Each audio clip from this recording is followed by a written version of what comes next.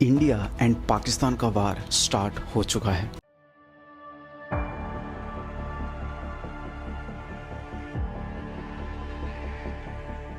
लेकिन पाकिस्तान की तरफ से फुल स्केल, वहीं इंडिया की तरफ से अभी सिर्फ वार्म अप चल रहा है। और वार्म अप से मेरा मतलब ये है,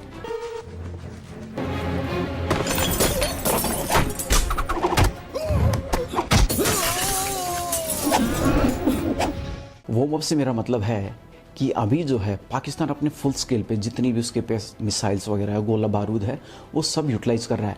और इंडिया भी डिफेंसिव पोजीशन पे है, मतलब वो सिर्फ बाहर से आने वाले हमलों को रोक रहा है। आप ये सोच सकते हैं कि अभी ये हालात हैं, वहीं पे अगर इंडिया अपनी पोजीशन ले लेता है और एक स्टेप भी अगर रखता है तो पीओके हमारे पास होगा, दूसरा कदम रखता है तो लाहौर कराची हमारे पास होगा, तीसरे कदम के ऊपर इस्लामाबाद हमारे पास होगा, और फोर्थ के अंदर आप मुझे कमेंट में लिख के बताओ कि क्या होगा।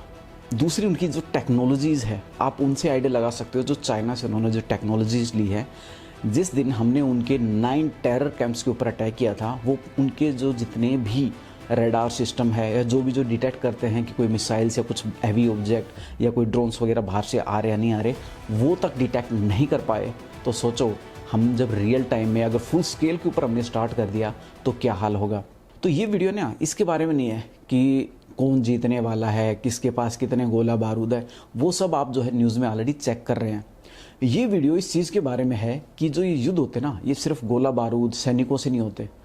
इसका बहुत बड़ा एक हिस्सा साइबर वॉर्स होता है। साइबर युद्ध का मतलब है कि हमारे कंप्यूटर सिस्टम, हमारे नेटवर्क्स वगैरह के ऊपर अटैक करके उनको ठप करना या गलत सूचनाएं लोगों तक पहुंचाना। भारत पाकिस्तान के बीच में जो साइबर वॉर है ना, ये एक साइलेंट किलर की तरह है। इसमें बम नहीं फटते, लेकिन एक गलत जानकारी से, एक गलत न्यूज़ फैलने की वजह से अफरा तफरी तक मच जाती है। तो चलिए इसके बारे में डिटेल से बात करते हैं कि किस किस तरह की गलत जानकारियां हो सकती हैं, किस किस तरह से आप इनसे बच सकते हो। तो चलिए सारी बातें आज की वीडियो में स्टार्ट करते हैं। फेक न्यूज़ और अफवाहें फैलाना। पाकिस्तान की जो साइबर टीम्स होती हैं वो क्या करती हैं, फेक न्यूज़ वगैरह जो है उसके लिए यूट्यूब अकाउंट वगैरह या ट्विटर वगैरह है या इंस्टाग्राम, इनका यूज़ करती हैं। वो फेक अकाउंट्स बनाते हैं और उनके माध्यम से गलत जानकारियाँ फैलाते हैं। फॉर एग्जांपल के लिए कि इंडियन आर्मी ने जो है अपने हथियार डाल दिए हैं, वो असफल हो गए हैं। तो इस तरह की गलत जानकारियाँ वो गलत अकाउंट से फैलाते हैं। वित्तीय धोखाधड़ी, ये जो है आज के टाइम में और ख़ासकर ये जो वार स्टार्ट होने के बाद आप चेक करेंगे कि बहुत ज़्यादा लेवल पे स्टार्ट हो चुके हैं, क्योंकि पाकिस्तान के पास पैसा बिल्कुल भी नहीं है लड़ने के लिए। आईएमएफ और जो दूसरे देश हैं वो उसको पैसा दे नहीं रहे हैं। तो ऐसे में वो कर क्या रहे हैं कि इंडिया के अंदर जो है फिशिंग या स्कैमिंग वगैरह करके यहाँ आपके बैंक अकाउंट से वो पैसा निकाल रहे हैं। एक जो मेजर जो अभी रिसेंटली चल रहा है वो है व्हाट्सएप के ऊपर आपको एक फ़ोटो वगैरह भेजी जाती है और उसके नीचे लिख के आता है कि क्या आप जानते हैं कि ये कौन है। जैसे आप उस फोटो को डाउनलोड करते हैं, आपके फ़ोन के एक मालवेयर इंस्टॉल हो जाता है, आपके अकाउंट से सारा पैसा खाली हो जाता है। तो ये एक बहुत बड़ी ट्रिक होती है वित्तीय धोखाधड़ी, जो कि साइबर वॉर्स के अंदर यूज़ की जाती है। तीसरा तरीका होता है गवर्नमेंट वेबसाइट्स को हैक करना। मान लेते हैं आधार है, पैन कार्ड, इस तरह की वेबसाइट्स के ऊपर वो हमले करते हैं। उनका मेन उद्देश्य होता है कि उनसे जितनी जानकारी हो सके निकाली जा सके, जैसे कि आधार, पैन, मोबाइल नंबर वगैरह, और वहीं से मोबाइल नंबर उठा के आपके पास कॉल करके जो है वित्तीय धोखाधड़ी के लिए इस्तेमाल कर सकते हैं। इंपॉर्टेंट सर्विसेज के ऊपर हमला करना, जैसे कि नेटवर्क सिस्टम हो गया या एयरप्लेन वगैरह की वेबसाइट्स वगैरह हो गई, या जो है इलेक्ट्रिक ग्रिड वगैरह हो गए, तो इन पे जो है अटैक करते हैं। जिससे कि अगर मान लेते हैं कि जैसे रेलवे की इन्होंने वेबसाइट IRCTC जैसे हैक कर ली, तो ऐसे में पूरा सिस्टम ही ठप पड़ जाएगा रेलवे का। तो इस तरह की वेबसाइट्स के ऊपर, इस तरह के सिस्टम के ऊपर भी वो बड़े लेवल पे हमला करते हैं। अब इनसे बचना कैसे है वो सबसे इंपॉर्टेंट है।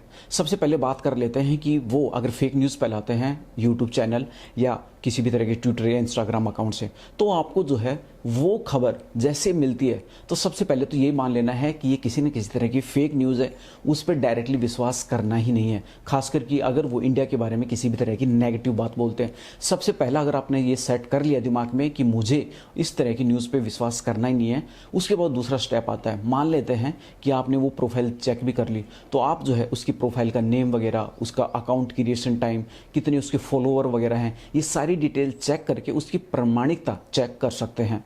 ये ज़्यादातर जो पोस्ट वगैरह करते हैं इस तरह की, वो ज़्यादातर बोट्स करते हैं, और रात के आप देखेंगे कि 2 से 3 बजे के अराउंड ये सबसे ज़्यादा पोस्ट होती हैं।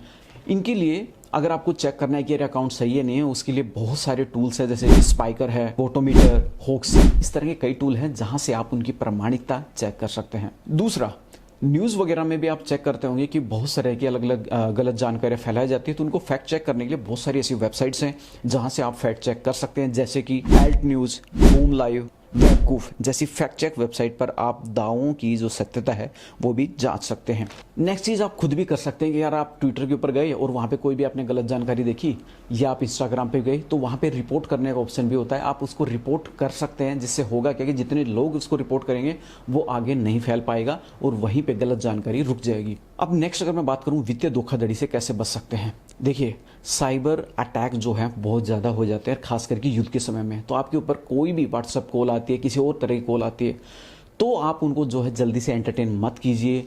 आपके व्हाट्सएप के ऊपर कोई मैसेज आ जाता है कि इसे डाउनलोड करो, या इस पिक्चर में आप इस आदमी को पहचानते हो, आपको कोई एक्शन नहीं लेना है, आपको सिंपली उस अकाउंट को जो है ब्लॉक कर देना है।